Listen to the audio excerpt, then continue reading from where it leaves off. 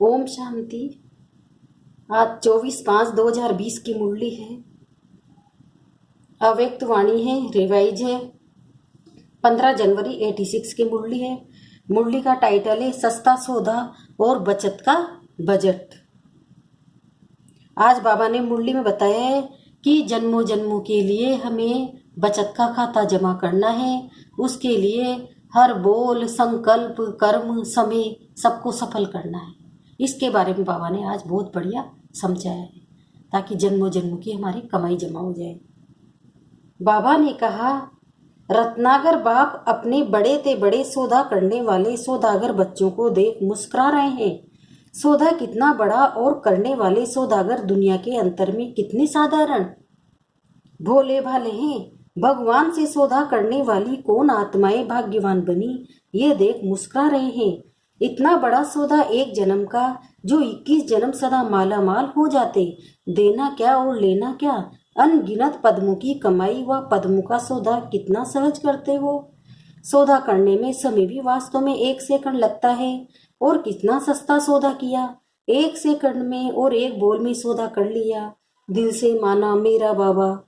इस एक बोल से इतना बड़ा अनगिनत खजाने का सौदा कर लेते हो।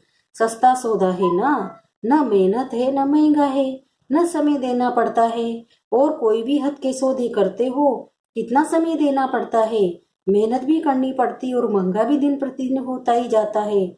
और चलेगा कहाँ तक, 1 जन्म की भी गारंटी नहीं। तो अब श्रेष्ठ सौदा कर लिया व अभी सोच रहे हो कि करना है। पक्का सौदा कर लिया है ना। बाप दादा अपने सौदागर बच्चों को देख रहे थे। सौदागरों की लिस्ट में कौन कौन नामी ग्रामी है। दुनिया वाले भी नामी ग्रामी लोगों की लिस्ट बनाते हैं ना, विशेष डायरेक्टरी भी बनाते हैं। बाप ने भी डायरेक्टरी में किन्हों के नाम है, उनमें दुनिया वालों की आंख, जिसमें दुनिया वालों की आंख नहीं जाती, उन्होंने ही बाप से सौदा किया और परमात्मा नयनों के सितारे बन गए। कौन बने परमात्मा नयनों के सितारे? जिन पर दुनिया वालों की आंख नहीं जाती, वो परमात्मा नयनों के सितारे बन गए और नूरे रतन बन गए। ना उम्मीद आत्माओं को विशेष आत्मा बना दिया। ऐसा नशा सदा रहता है।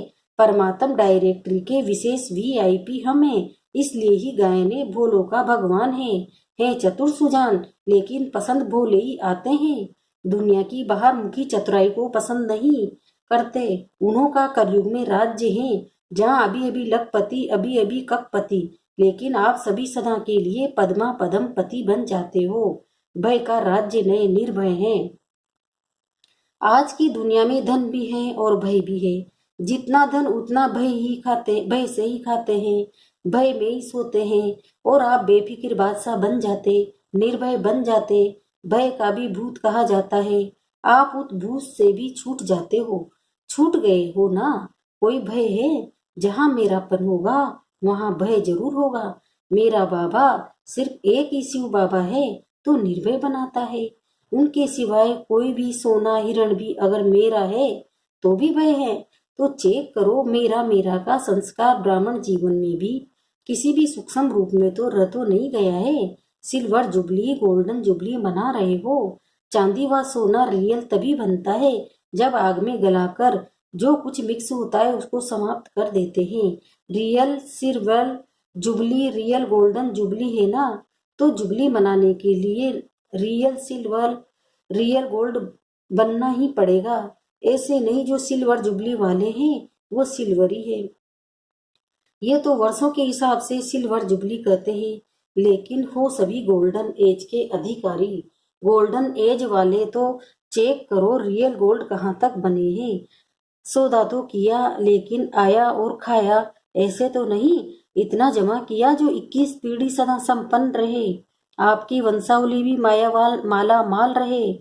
न सिर्फ 21 जन्म, लेकिन द्वापर में भी भक्त आप आत्मा होने के कारण कोई कमी नहीं होगी। इतना धन द्वापर में भी रहता है जो दान पुण्य अच्छी तरह से कर सकते हो। कलयुग के अंत में भी देखो, अंतिम जन्म में भी भिखारी तो नहीं बने हो ना, दाल रोटी खाने वाले बने हो ना। काला धन तो नहीं है, लेकिन दाल रोटी तो है ना। इस समय की कमाई व सौदा पूरा ही कल्प भिखारी नहीं बनाएगा।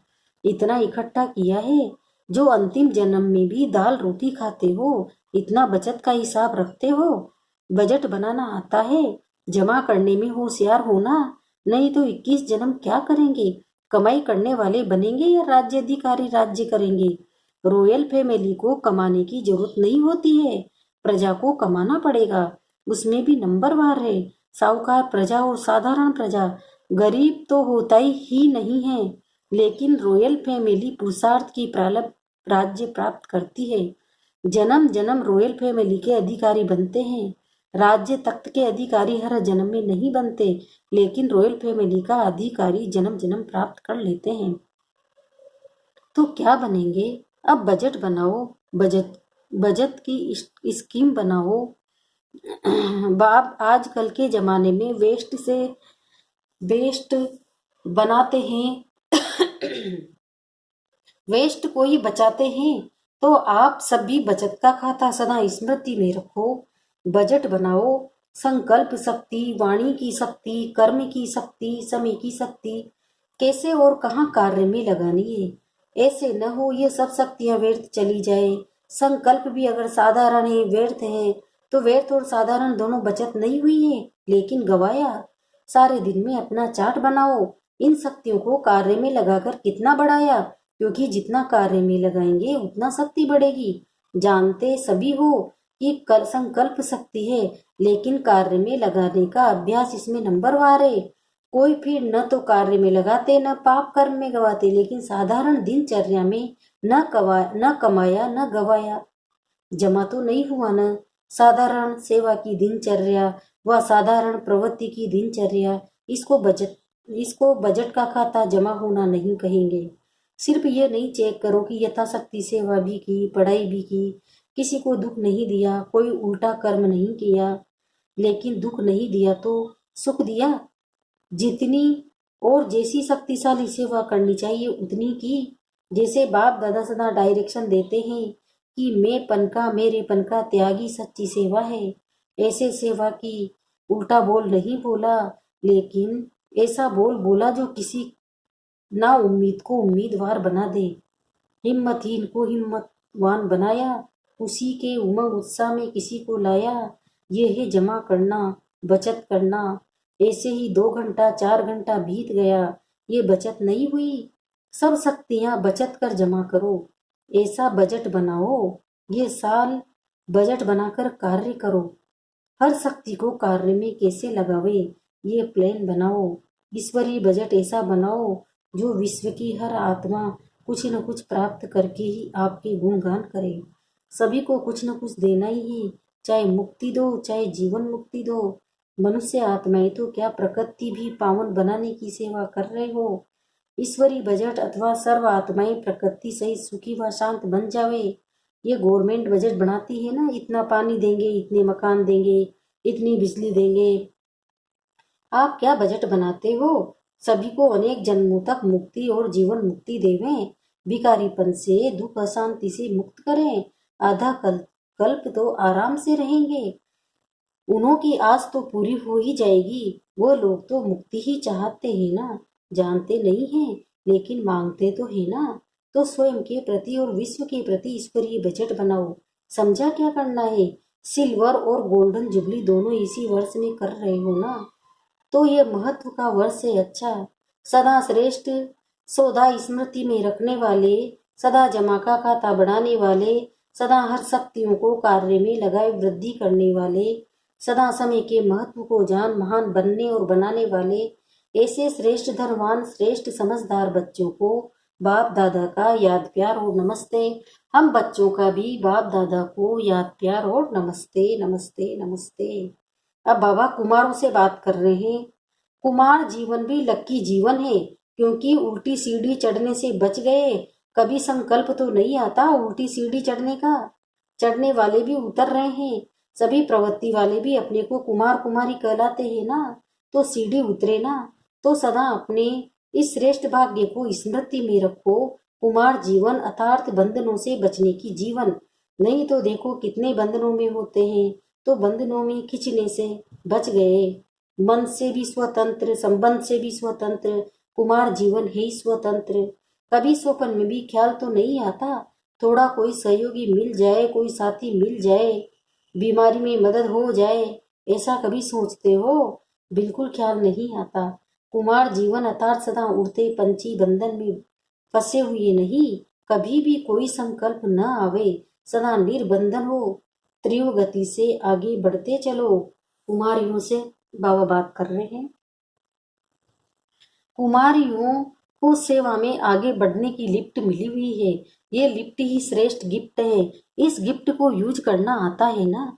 जितना स्वयं को शक्तिशाली बनाएंगी उतना सेवा भी शक्तिशाली करेंगी। अगर स्वयं ही किसी बात में कमजोर होगी तो सेवा भी कमजोर होगी। इसलिए शक्तिशाली बन, शक्तिशाली सेवादारी बन जाओ। ऐसी तैयारी करती चलो जो समय आने पर सफलता पूर्वक सेवा में लग जाओ और नंबर आगे ले चलो। अभी तो पढ़ाई में टाइम देना पड़ता है, फिर तो एक ही काम होगा। इसलिए जहाँ भी हो ट्रेनिंग करती रहो, निमित्त बनी हुई आत्माओं के संग से तैयारी करती रहो तो योग्य सेवाधारी बन जाएंगी। जितना आगे बढ़ेंगी उतना अपना ही फायदा है। सेवाधारी टीचर्स बहनों से बाबा बात कर रहे हैं। पहला है सेवाधारी अर्थात सदा निमित्त भाव सेवा में स्वतः ही सफलता दिलाता है। निमित्त भाव नहीं तो सफलता नहीं। सदा बाप के थे, बाप के हैं और बाप के ही रहेंगे, ऐसी प्रतिज्ञा कर ली है ना।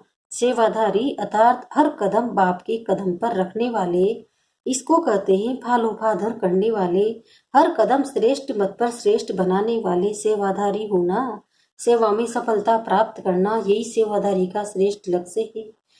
तो सभी श्रेष्ठ लक्ष्य रखने वाले होना। जितना सेवा में व स्व में व्यर्थ समाप्त हो जाता है उतना ही स्व और सेवा समर्थ बनती है। तो व्यर्थ को खत्म करना, सदा समर्थ बनना, यही सेवाधारियों की विशेषता है। जितना स्वयं निमित्त बनी हुई आत्माएं शक्तिशाली होगी उतना सेवा भी शक्तिशाली होगी। सेवाधारी का अर्थ ये सेवा में सदा उमंग उत्साह लाना।